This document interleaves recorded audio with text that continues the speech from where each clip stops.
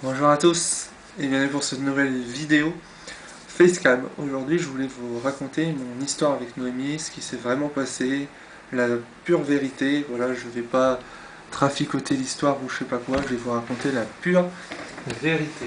Alors, l'histoire a commencé en mars 2022, lorsqu'elle est arrivée au foyer pour la première fois.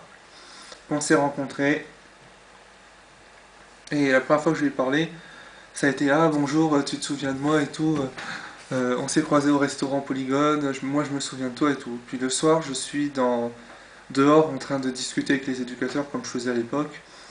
Je précise aujourd'hui, je suis plus au foyer, hein, pour ceux qui veulent savoir pourquoi je dis à l'époque.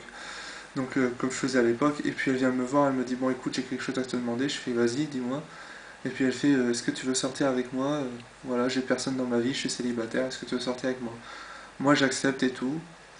Donc voilà, tout se passe bien, on fait notre vie, tout ça, tout se passe super bien.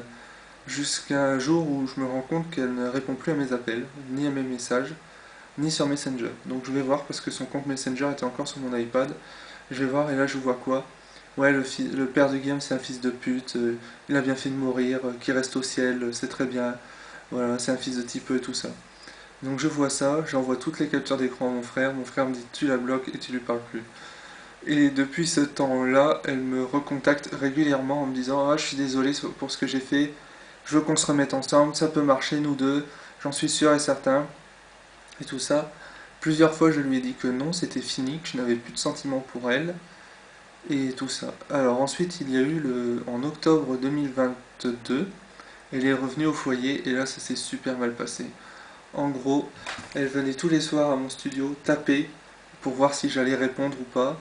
Elle venait tous les soirs m'embêter et les éducateurs n'ont rien fait. J'ai dû me débrouiller tout seul. Je me suis remis, je lui ai donné 50 balles, je me souviens, pour qu'elle me lâche et qu'elle me laisse tranquille. Vous imaginez? Donner 50 balles juste pour qu'elle me laisse tranquille et qu'elle me lâche. Je lui ai donné donc 50 balles, je lui ai dit maintenant tu me fous la paix, je ne veux plus entendre parler de toi. Et là, récemment, au mois de mai 2023, elle est revenue me recontacter sur Facebook, elle m'a renvoyé une invitation.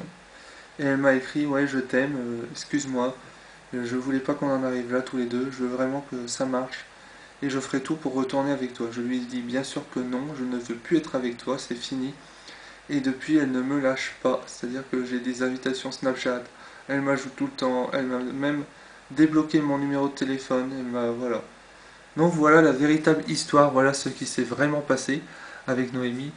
Euh, Évidemment, je mets tout de suite en garde, n'allez pas harceler cette personne, n'allez pas foutre la haine sur cette personne, ça ne sert strictement à rien. Aujourd'hui, l'histoire c'est du passé pour moi, moi je refais ma vie de mon côté, et puis j'oublie. Voilà, je me mets en garde, n'allez surtout pas harceler cette personne, ce n'est pas le but. Le but c'était juste de prévenir que cette personne est toxique et dangereuse, et que si vous rentrez en contact avec elle, à vos risques et périls. Voilà, je vous fais des bisous, je vous embrasse. Salut tout le monde!